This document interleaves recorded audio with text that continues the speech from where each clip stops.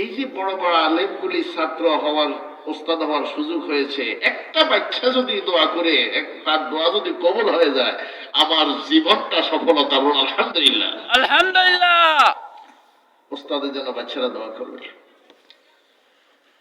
ওয়াজ করার জন্য কুমিল্লা থেকে সিলেটে লোক আসা লাগে না।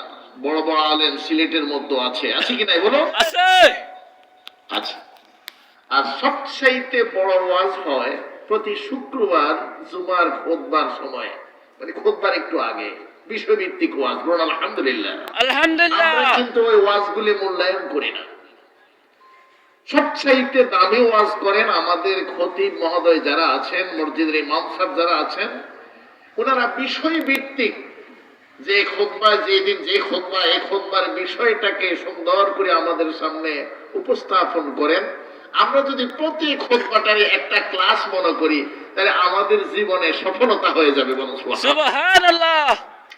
আমরা যে আজকে এখানে আসলাম, লাভটা কি? এই মাহফিল আয়োজন করতে যে কত কষ্ট হয়েছে, কষ্ট হয়েছে না? হয়েছে। অনেক কষ্ট হয়েছে। আল্লাহ তাদেরকে কবুল করেছে, তারাই আসছে। তাই এখানে আসার আমাদের লাভটা কি হলো?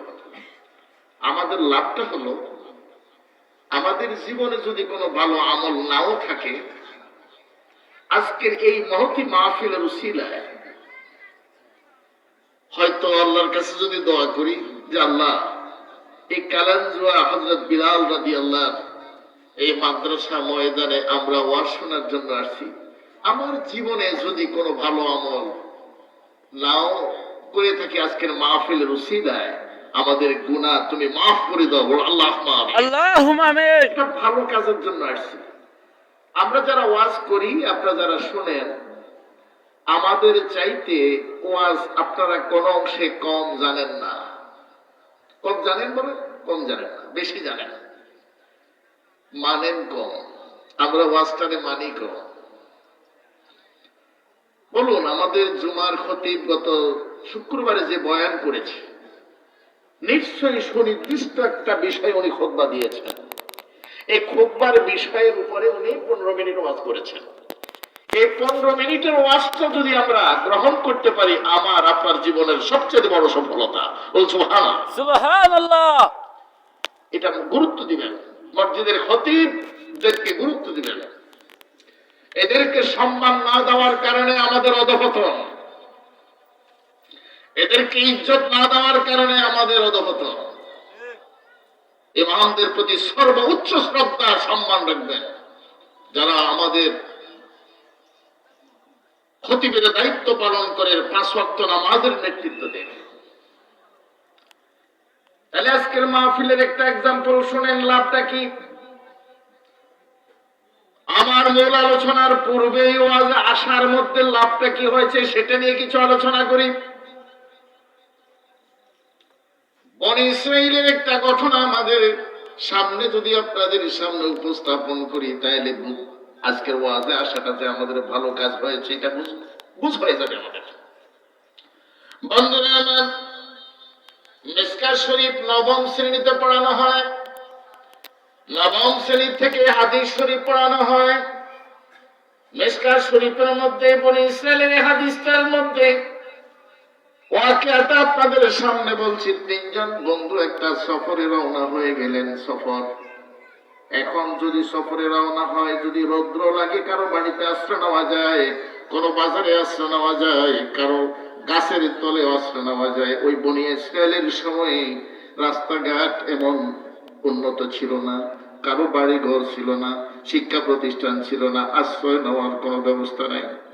দীনবন্ধু যখন সফর আরম্ভ করে দিলেন, পথের মধ্যে প্রবল বর্ষণে তাদেরকে পেয়ে গেল। সুবহানাল্লাহ। যখন বৃষ্টি পেয়ে গেল, নিশ্চয়ই তো আমরা আশ্রয় খুঁজবো, খুঁজবো না? খুঁজবো। তারা কোথাও কোনো বাড়িঘর পায় নাই, শিক্ষা প্রতিষ্ঠানও পায় নাই, গাছের তলাও পায় নাই। কি পেয়েছে? একটা গুহা পেয়েছে, যে বৃষ্টি যেহেতু আসছে গুহার ভিতরে আমরা আশ্রয় নিই। দীনবন্ধু গুহার ভিতরে প্রবেশ করলেন। বৃষ্টি এমন ভাবে আসলো, প্রবল বর্ষণের কারণে যে গর্তের মুখ দিয়ে তারা প্রবেশ করলেন, প্রবল বর্ষণের কারণে বড় ধরনের একটা পাথর গুহার মুখটা বন্ধ করে দিল। ইন্না লিল্লাহ। তারা বাইর হওয়ার কোনো সুযোগ নেই, কোন লোকজন দেখে নেই। বাহিরের লোকজন যদি দেখতো তাহলে তাদেরকে উদ্ধার করা সম্ভব ছিল। আর ভিতরে তারা কান্নাকাটি শুরু করলেন। তিনজনের যেই শক্তি, এই শক্তি দিয়ে পাথরটারে সরানো সম্ভব নয়। এটা মহাবিপদ মানে বিপদ সকলে শেয়ার করেন, বিপদ না? বিপদ। ওয়াজ আজকে আপনাদের থেকে শুনবো, শেয়ার করবেন। তাদের মধ্যেই কান্নাকাটি শুরু করে দিল। বয়োজ্যেষ্ঠ মুরব্বী বললেন, ভাইরা কান্নাকাটি করে কোনো লাভ হবে না।